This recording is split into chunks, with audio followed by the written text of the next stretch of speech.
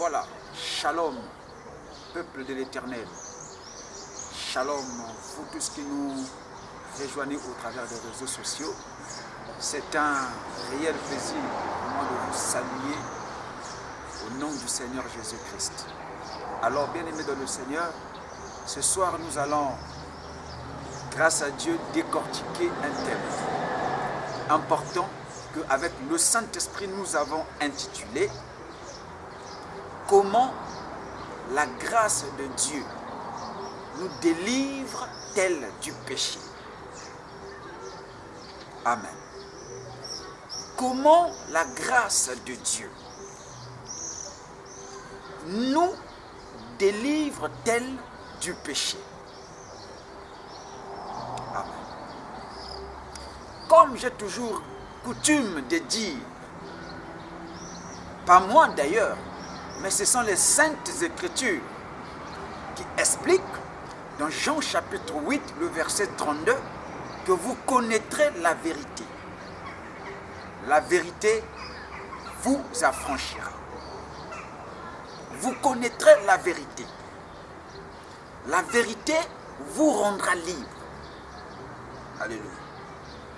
Donc nous comprenons par là que c'est la vérité.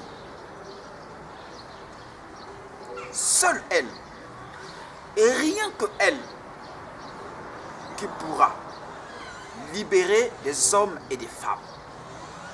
Alléluia. Si les hommes et des femmes sont aujourd'hui enchaînés, s'ils sont dans l'ignorance, c'est à cause d'une simple raison. Ben, c'est la vérité qu'ils ne connaissent pas. Et la vérité ne sont autres que les Saintes Écritures. Selon Jean chapitre 17, le verset 17. Là-bas, le Seigneur Jésus dit, lors de la prière sacerdotale, il dit, Père, sanctifie-leur par ta parole, parce que seule ta parole est la vérité. Alléluia. Et cette vérité, nous allons la découvrir au travers les Saintes Écritures. Nous allons sonder les Saintes Écritures pour qu'au travers d'elles, nous puissions sortir la vérité de notre sermon de ce soir, intitulé « Comment est-ce que la grâce de Dieu nous délivre du péché ?» Amen. Un grand homme de la Bible, l'apôtre Paul, disait quelque chose. Il disait que là où le péché a abondé, dans Romains chapitre 5, le verset 20 à 21, il dit que là où le péché a abondé, la grâce de Dieu a surabondé. Ça peut paraître extraordinaire. Là où le péché a abondé, la grâce de Dieu a surabondé. Alors, il pose encore une question. Il dit, alors, demeurons-nous dans le péché pour que la grâce de Dieu puisse abonder, puisse surabonder. Parce que là où le péché a abondé, là où la transgression de la loi de Dieu a abondé, la grâce de Dieu a surabondé. Alors, demeurons-ils nous dans le péché pour que cette grâce puisse surabonder?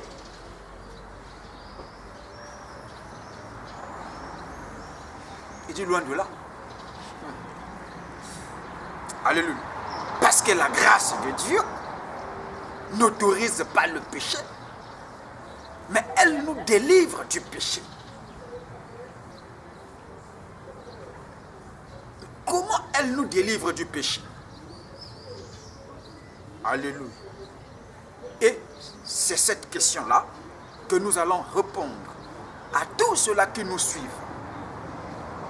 Donc, ouvrons nos Saintes Écritures, précisément dans le livre de Romains, chapitre 6. Nous allons découvrir ensemble avec vous. Romains, chapitre 6.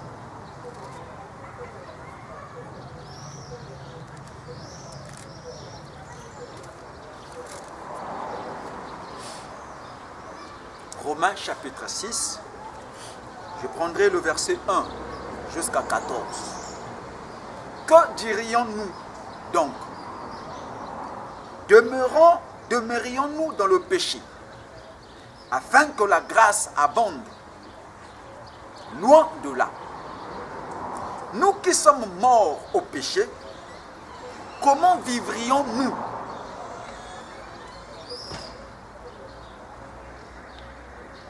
Nous encore, comment vivrions-nous encore dans le péché? Ignorez-vous, frères, que tous ceux qui avaient été baptisés en Jésus-Christ, c'est en sa mort que nous sommes, c'est en sa mort que nous avons été baptisés. Nous avons donc été ensevelis avec lui par le baptême, en sa mort, avec lui par le baptême, en sa mort, afin que comme Christ est ressuscité des morts, à la gloire du Père, de même nous aussi nous marchions en nouveauté de vie. En effet, si nous sommes devenus une même plante avec lui, par la conformité à sa mort, nous le serons aussi par la conformité à sa résurrection. Sachant que notre vieux homme a été crucifié avec lui, afin que le corps du péché fût détruit, pour que nous ne soyons plus esclaves du péché, car celui qui est mort est libre du péché. Or, si nous sommes morts avec Christ, nous croyons que nous vivrons aussi avec lui. Sachant que Christ est ressuscité des morts, ne demeure plus. La mort n'a plus le pouvoir sur lui, car il est mort. Et c'est pour le péché qu'il est mort, une fois pour toutes. Il est revenu à la vie, et c'est par Dieu qu'il vit. Ainsi vous-même, regardez-vous comme morts au péché, et comme vivants pour Dieu en Jésus-Christ, car le péché nous règne. Que le péché ne règne donc point dans votre corps mortel, et n'obéissez pas à ses convoitises. Ne livrez pas vos membres au péché comme des instruments d'iniquité, mais donnez-vous même à Dieu comme étant vivant de mort que vous étiez. Offrez à Dieu vos membres comme des instruments de justice, car le péché n'aura point de pouvoir sur vous, puisque vous n'êtes sous la loi, puisque vous êtes non sous la loi, mais sous la grâce. Amen. Et le péché n'aura plus le pouvoir sur vous, parce que vous êtes non sous la loi, mais sous la grâce. Amen. Donc nous comprenons par là le péché qui n'est autre que la transgression de la loi de Dieu ne peut avoir le pouvoir, n'aura le pouvoir que sur ceux-là qui sont sous la loi. Quelle est cette loi-là? Il s'agit de quelle loi ici? Qui pourra donner la force? Qui pourra avoir le pouvoir? Quelle est cette loi-là? Qui donnera la force au péché? Pour que le péché puisse avoir le pouvoir sur les gens. Ben, c'est la loi de Moïse. Souvenez-vous, l'apôtre Paul révèle ceci dans Romains chapitre 7. À partir de verset 7, il dit: je n'ai connu le péché. Je n'ai connu à transgresser la loi de Dieu. Je n'ai connu le péché que par la loi. Si la loi ne disait pas que tu ne convoiteras pas, je n'allais pas savoir que convoiter est un péché. Et la loi en elle-même est-elle péché? Il dit loin de là. Le commandement est bon, la loi est sainte.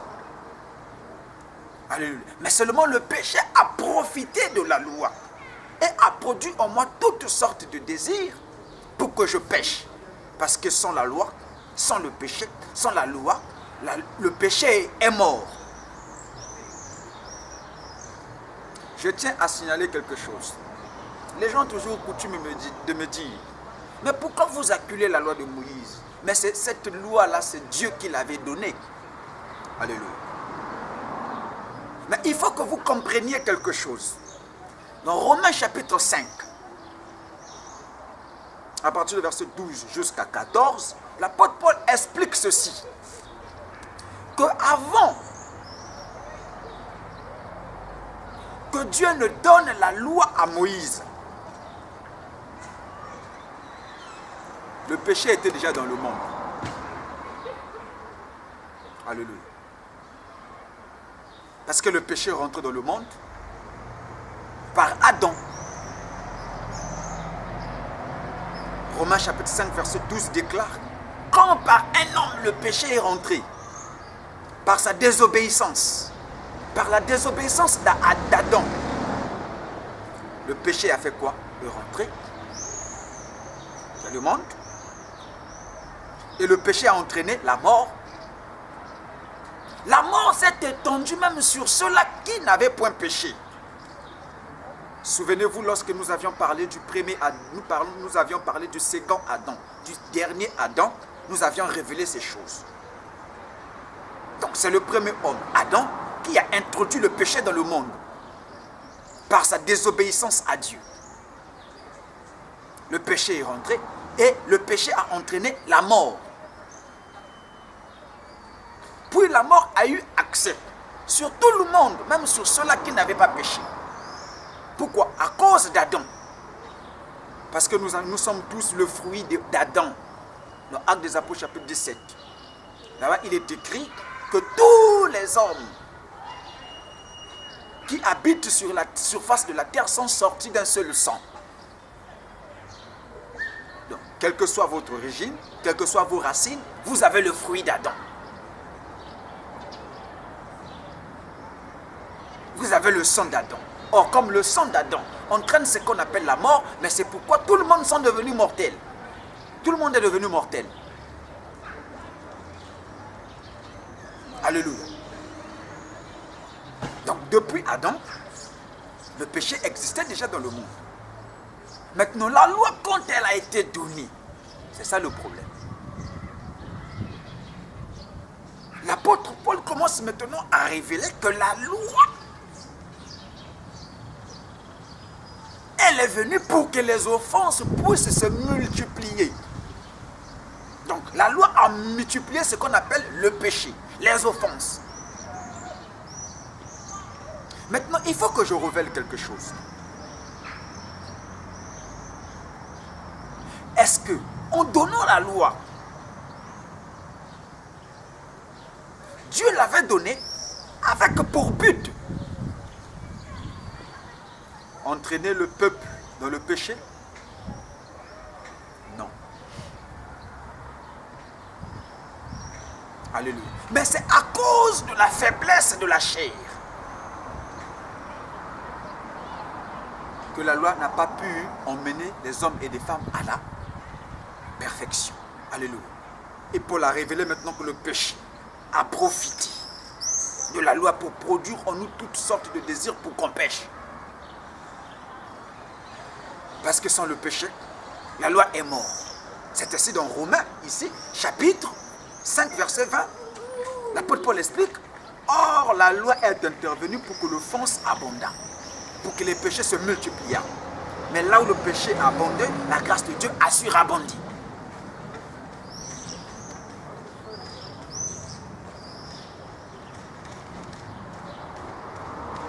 Alléluia. Donc le péché existait déjà, puisque c'est rentré par le fruit d'Adam et Ève, mais la loi est arrivée pour multiplier le péché.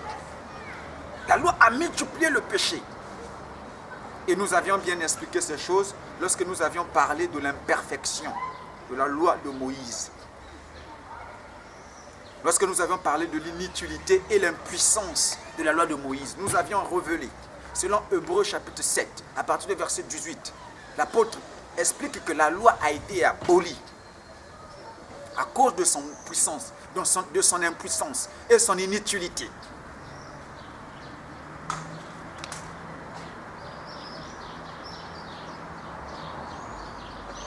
Parce que la loi n'a rien emmené à la perfection. Donc, introduction d'une meilleure alliance à laquelle on s'approche de Dieu, c'est la grâce. C'est cette grâce que nous voulons révéler ce soir.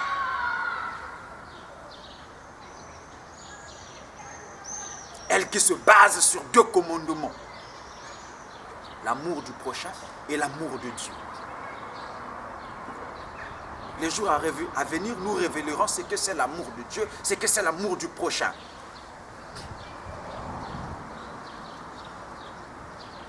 Alléluia. Maintenant, comme la loi a été abolie, sur le même Romains chapitre 10, à partir du verset 5, 4 à 5, là-bas l'apôtre Paul explique quelque chose. Que Christ est la fin de la loi pour la justification de tous ceux-là qui croient. C'est écrit, ce n'est pas moi qui le dis. C'est testamentique, c'est biblique. Ouvrez seulement vos saintes écritures, vous verrez ça. Moi, je n'ai rien inventé. C'est écrit. Alléluia. On peut ouvrir Romains chapitre 10, le verset 4. Car Christ est la fin de la loi pour la justification de tous ceux qui y croient.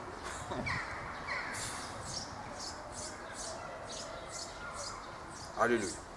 Maintenant, comme Christ est la fin de la loi pour la justification de tous ceux-là qui croient,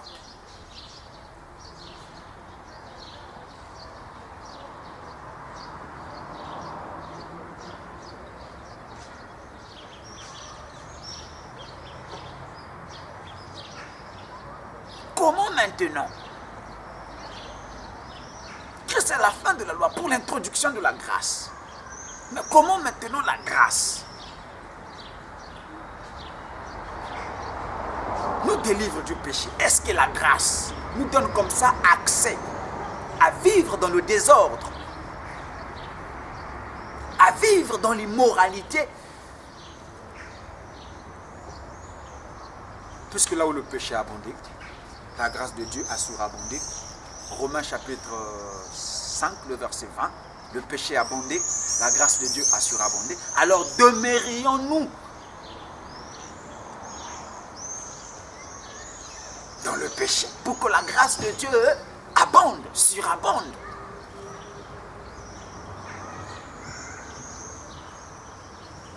C'est Paul qui le dit. Que dirions-nous donc? Romains chapitre 6, demeurions-nous dans le péché afin que la grâce abonde? Il dit loin de là. Alléluia. L'apôtre Paul dit loin de là. S'il dit loin de là, effectivement, il veut seulement révéler que la grâce de Dieu, le péché, ceux qui vivent sous la grâce ne peuvent pas vivre dans le péché. Non, la grâce n'autorise pas ça. Pourquoi? Pourquoi? Mais parce que la grâce nous sauve du péché. Parce que la grâce, c'est même la délivrance du péché. Mais comment cette délivrance se fait? Comment? La réponse dans les Saintes Écritures. La réponse, c'est une réponse testamentique.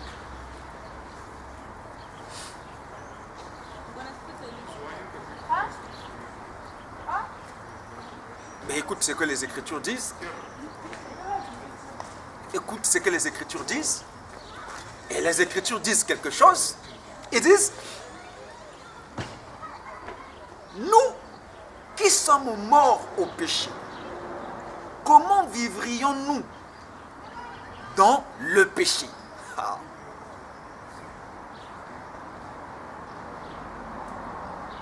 Donc la grâce de Dieu nous a mis à mort du péché.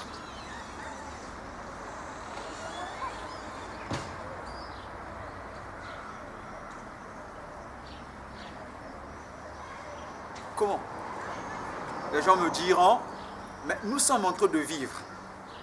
Nous ne sommes pas encore morts. Mais comment la grâce de Dieu, comment on peut dire que nous qui sommes morts au péché, comment cette mort au péché s'est produite? Ben, effectivement, lorsque nous recevons le Seigneur Jésus dans notre vie, comme notre Seigneur,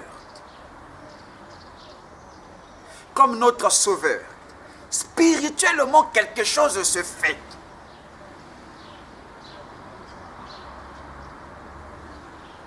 Accepter Jésus, c'est accepter sa mort et sa résurrection.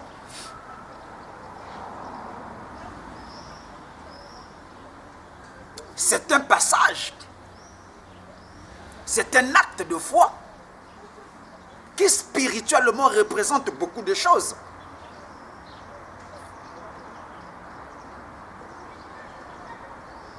C'est pourquoi nous passons dans les eaux de baptême. Quand quelqu'un rentre dans les eaux de baptême, au nom du Seigneur Jésus, ben effectivement, il participe à sa mort. Automatiquement, la mort de Jésus devient une réalité pour cette personne. Donc, sa mort et sa résurrection. Donc, quand tu passes dans les eaux de baptême, à ce moment-là, spirituellement, tu meurs. Donc, tu laisses le vieux homme. Tu laisses ta vieille nature. La nature adamique.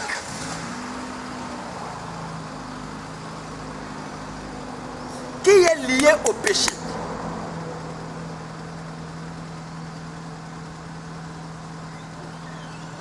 Parce que c'est cette nature-là, c'est la nature adamique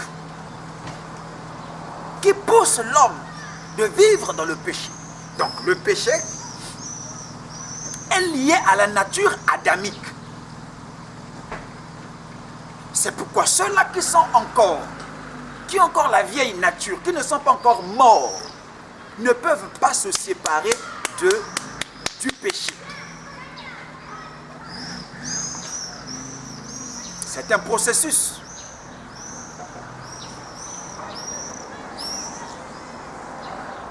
Alléluia. Donc, tu vas dans les eaux de baptême, tu meurs.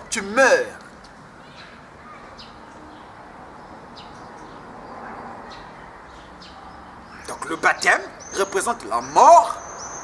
Quand on te met dans les eaux de baptême, tu meurs. Et quand on te fait sortir, ça représente la résurrection avec le Christ.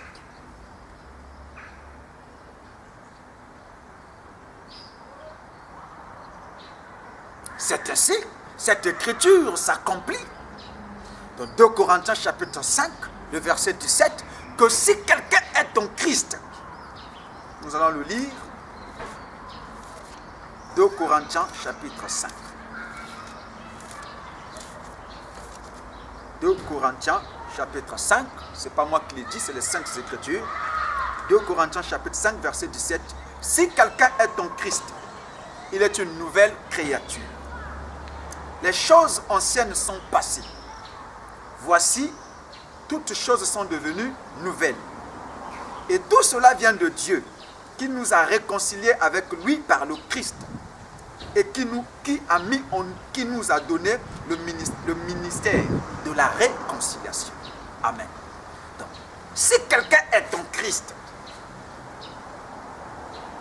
être en Christ, c'est accepter le Seigneur Jésus dans sa vie comme son Seigneur, donc comme son maître.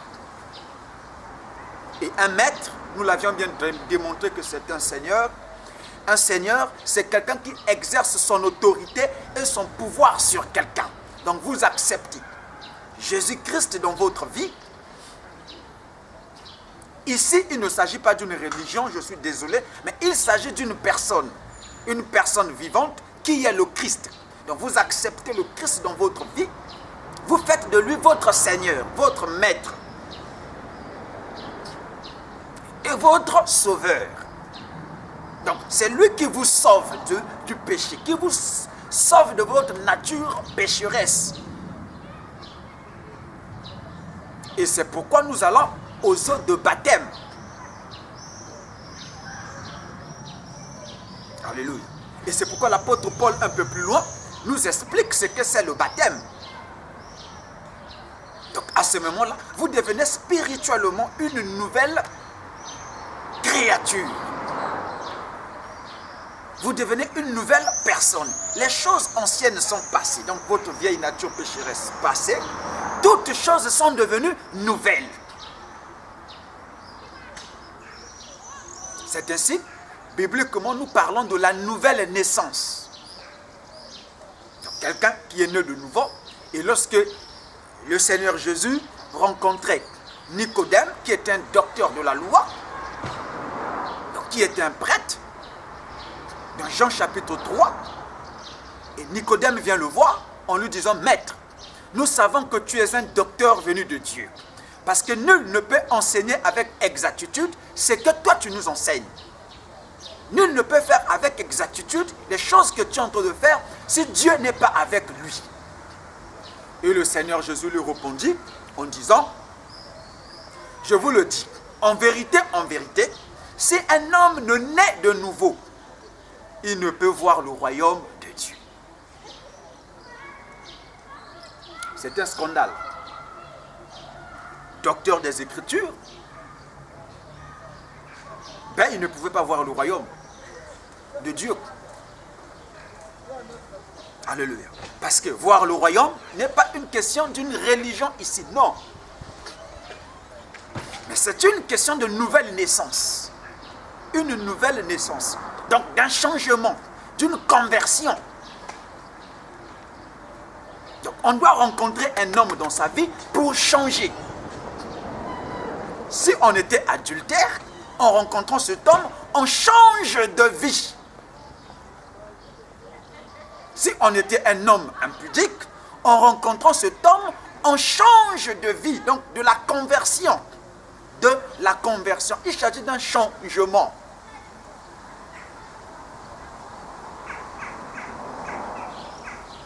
C'est ainsi que vous remarquerez que tous ceux-là qui rencontrent le Christ, ben, automatiquement leur vie change.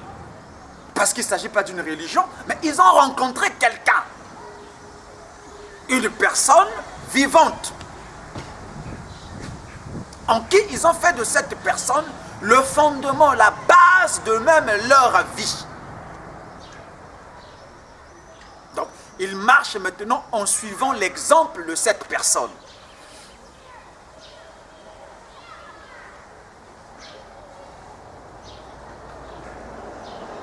Hier, il était alcoolique. Il était un homme malhonnête. Il était un homme violent. Il était un homme impudique. Il était un homme orgueilleux. Il était un homme qui n'aimait pas les gens. Mais aujourd'hui, par sa nouvelle naissance, il devient tout à fait un homme différent. Alléluia.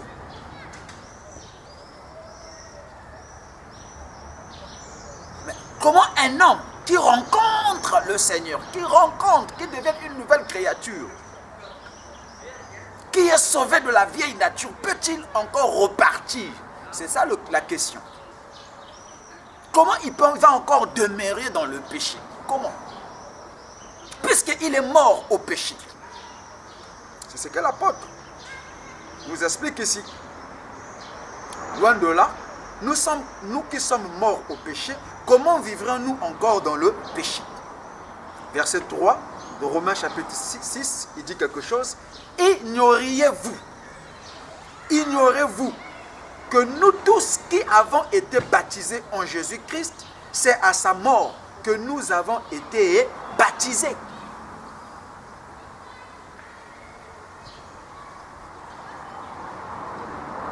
Donc, le baptême en Jésus-Christ. Donc, accepter le baptême au nom du Seigneur Jésus par immersion signifie on accepter la mort.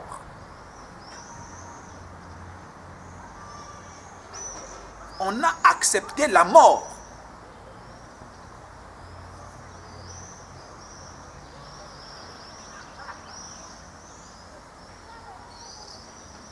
Mort en ce qui concerne le monde. Avec tout ce qu'il nous présente. Avec toutes ces voies. Parce qu'on ne peut pas suivre le Christ. Ben, tout en aimant le monde.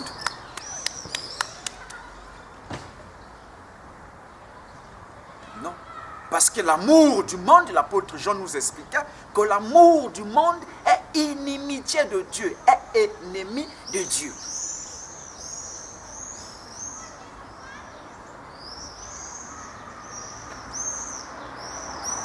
Voilà le processus. Le processus de la délivrance du péché par la grâce. Comment est-ce que la grâce de Dieu nous délivre du péché? Voilà, nous libère du péché. Voilà. Parce que, elle nous libère de notre vieil homme, vieille nature. En acceptant le baptême,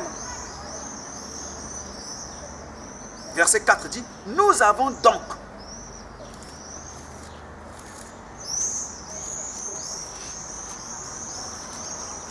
permettez.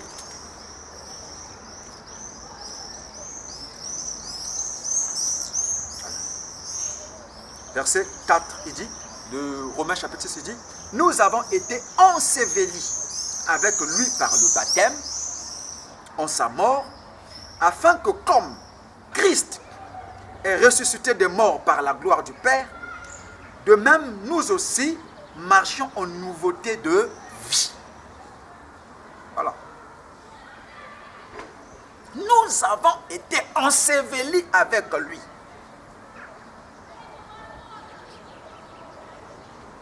C'est des choses, hein, des actes ici, des choses qui se font par la foi. Ce sont des actes de foi.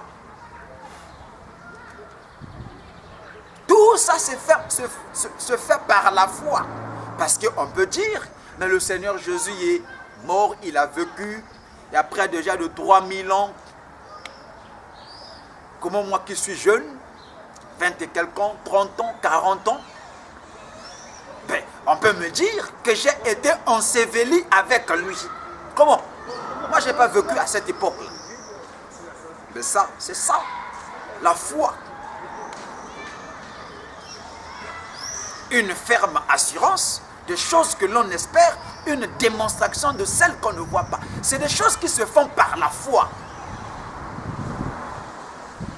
C'est pourquoi ceux-là qui voudront comprendre ça avec l'intelligence naturelle, celle qu'on nous enseigne à l'école, avec notre intellectualisme, on ne comprendra pas ça. Ce sont des choses spirituelles. La base de toutes ces choses, c'est la foi.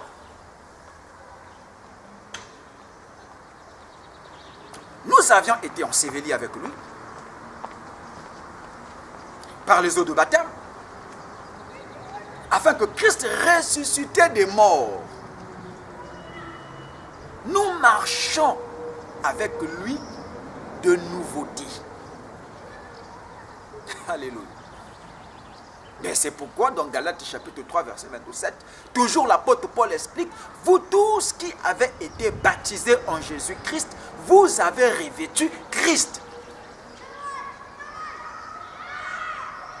Et le même Paul, dans Galates chapitre 2, le verset 20, il dit, si je vis, ce n'est plus moi qui vis maintenant, mais c'est Christ Jésus qui vit en moi.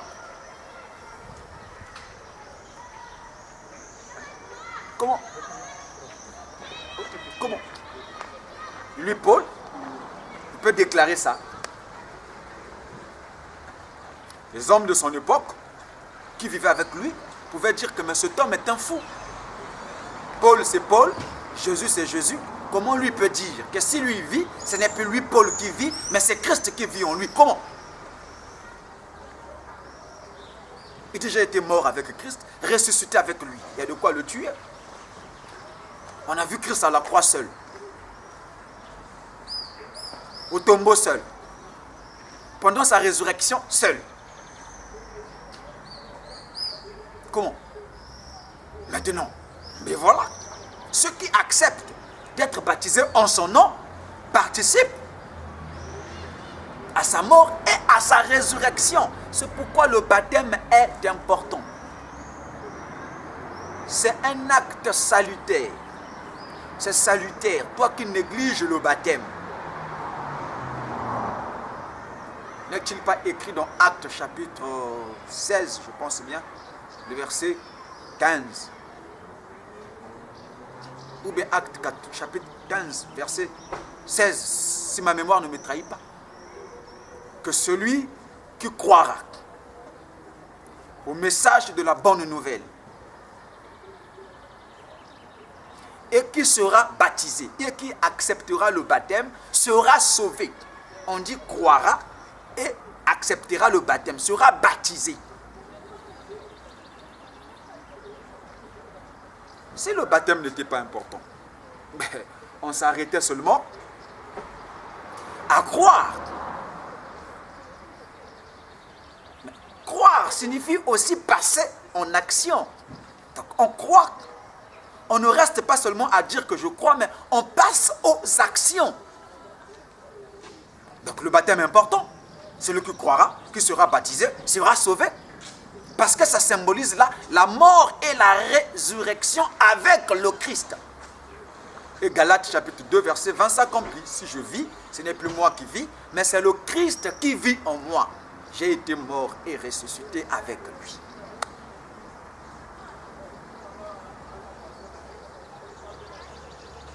Maintenant, toi qui es mort, moi qui suis mort avec le Christ, enseveli avec lui, ressuscité avec lui, mais comment maintenant je dois encore vivre dans le péché? Comment? Comment? C'est là qu'on parle que la grâce. Comment est-ce que la grâce nous délivre du péché? Voilà le processus. Comment? Donc, si je demeure encore dans le péché, c'est que je ne suis pas encore mort.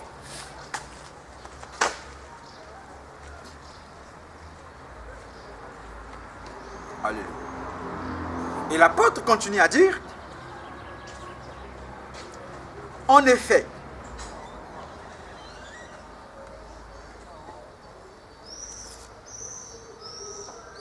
avant d'aller là, nous allons voir une écriture, s'il vous plaît, Colossiens chapitre 2, le verset 12, vite fait, Colossiens 2, 12, déclare, ayant été ensevelis avec lui par le baptême, vous êtes aussi ressuscités en lui et avec lui, par la foi en la puissance de Dieu qui l'a ressuscité des morts.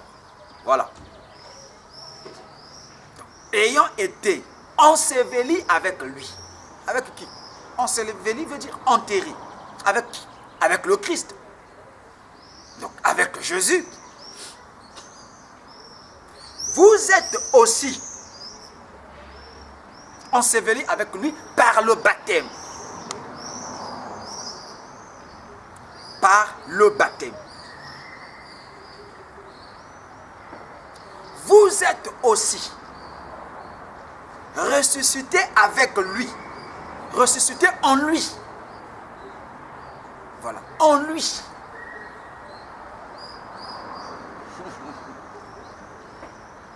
En lui. Ressuscité au Kachenaï.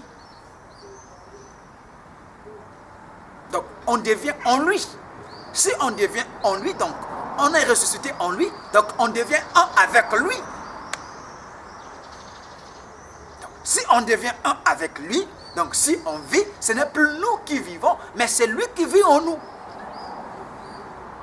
C'est pourquoi 1 Jean chapitre 4, le verset 4 déclare: vous petits enfants, vous êtes de Dieu, vous les avez vaincus, parce que celui qui est en vous est plus puissant que celui qui est dans ce monde. Vous êtes ressuscités en lui et avec lui. Par la foi en la puissance de Dieu qui l'a ressuscité des morts. Vous êtes ressuscités en lui, avec lui, par la foi. Voilà, ce sont des actes de foi. Ce n'est pas physiquement, mais par la foi.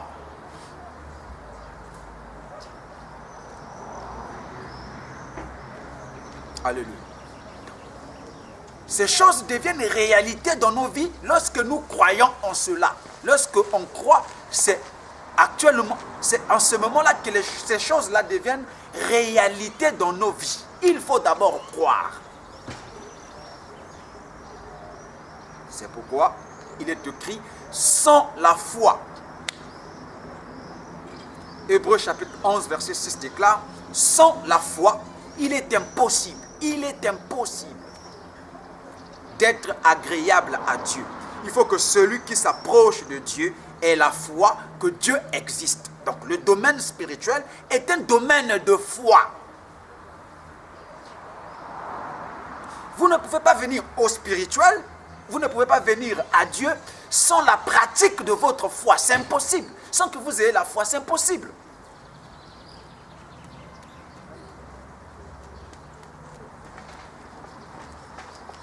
À l'école, on va avec notre connaissance intellectuelle. À l'église, en Dieu, on vient avec notre foi.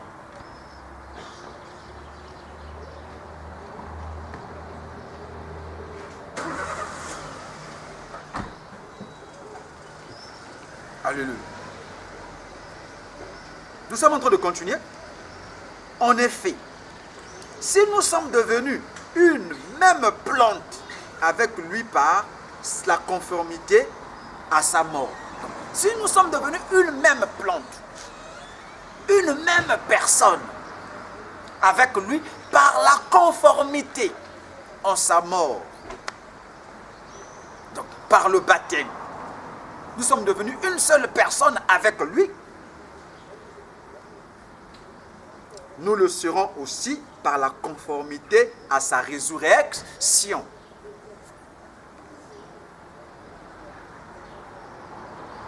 Quand il est ressuscité, nous sommes aussi ressuscités avec lui.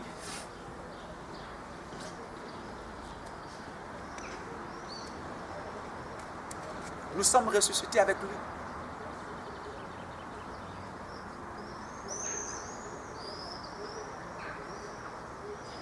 Par la conformité, au moyen du baptême. Le baptême. Donc maintenant, si nous sommes ressuscités avec lui, nous sommes devenus un avec lui. Quel est maintenant le résultat? C'est quoi le résultat? Ben, l'apôtre Paul nous enseigne, nous explique le résultat. Il dit: sachant maintenant que notre vieil homme a été crucifié avec lui. Ah, donc le vieux homme a été crucifié avec lui, était cloué à la croix,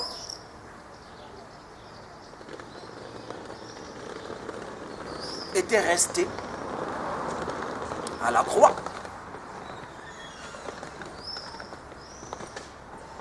La nature adamique, la nature pécheresse,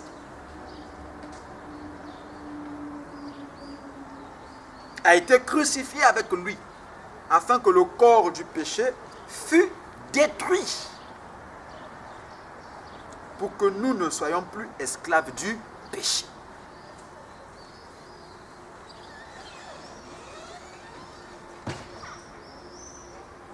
comment jusque-là, tu es esclave du péché?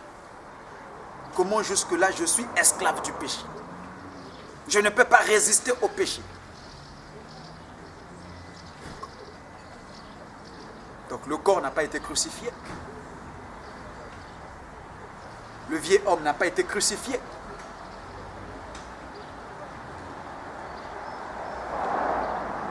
Alléluia. La nature adamique n'a pas été crucifiée. Mais c'est ainsi. Il est écrit dans Galates. C'est écrit dans Galates chapitre 5, le verset 24, on va voir quelque chose. Galates 5, 24 déclare: ceux qui sont en Jésus-Christ ont crucifié la chair avec ses passions et ses désirs. Voilà. Ceux qui sont en Jésus-Christ ont crucifié la chair avec ses passions et ses désirs. Mais à quel moment ils l'ont crucifié?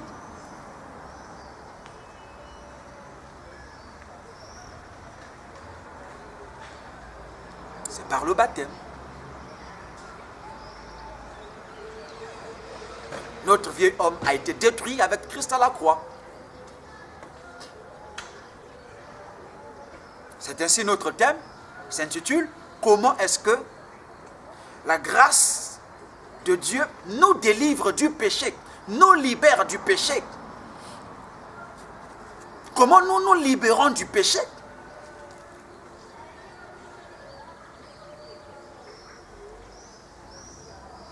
C'est pourquoi être chrétien veut dire comme Christ. Marcher selon les pas de Christ. Être comme lui.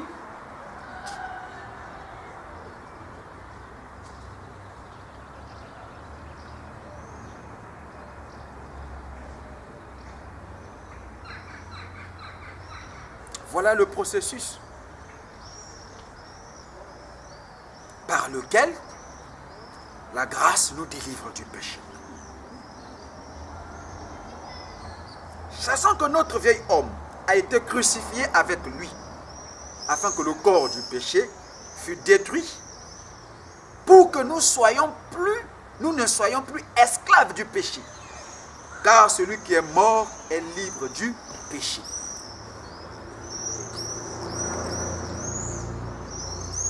Donc si jusqu'aujourd'hui, tu y es encore dans le péché, tu n'arrives pas à résister le péché, tu n'arrives pas à résister la chair et ses passions, tu n'es pas encore mort.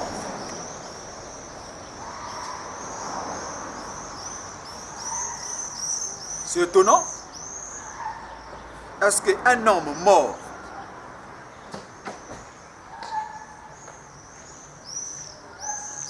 peut-il se retrouver en train de commettre l'adultère si je suis mort? Je peux encore me retrouver dans ça.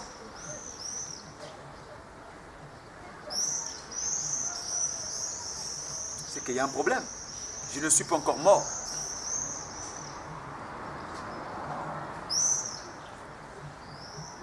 Frères et sœurs, cherchons à être mourir. Cherchons plutôt à mourir. Cherchons à être morts.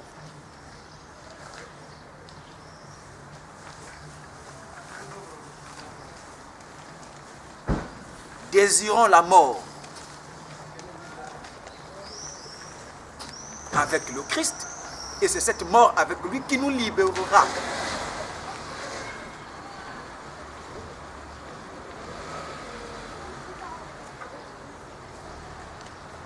Parce que celui qui est mort est libéré du péché. Alléluia. Et voilà comment la grâce de Dieu nous libère du péché. C'était la première partie. Tu as écouté ce message avec moi. Tu as été touché. Tu n'as pas encore reçu le Christ dans ta vie comme ton Seigneur et ton Sauveur. C'est important pour toi que tu le reçoives afin que tu sois délivré du péché. C'est simple. Ce sont des choses qui se font par la foi.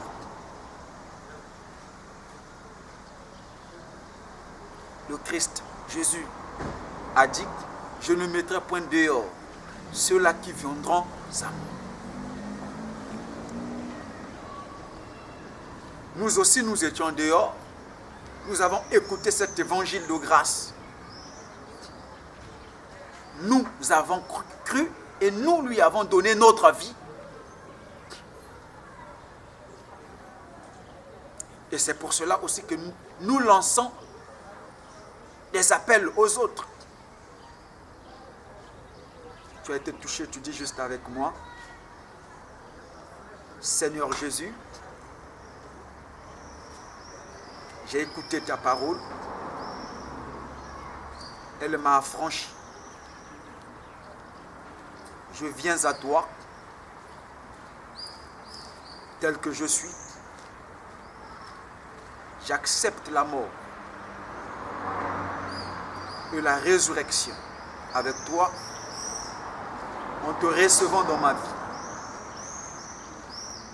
comme mon seul Seigneur et mon Sauveur personnel. Pardonne-moi de tous mes péchés, de toutes mes iniquités. Lave-moi avec ton sang. Seigneur Jésus, change ma vie. Change mon identité. Au nom de Jésus-Christ, je suis sauvé. Je suis délivré. Je suis devenu enfant de Dieu. Au nom de Jésus. Amen. Ce sont des choses qui se font par la foi. Crois que tu es devenu enfant de Dieu et cherche une église. Fréquente-la régulièrement. Lis les Saintes Écritures. Elle t'éclairera pour ta bonne marche. Que Dieu vous bénisse. On se retrouve les jours à venir pour la deuxième partie de notre thème. Shalom.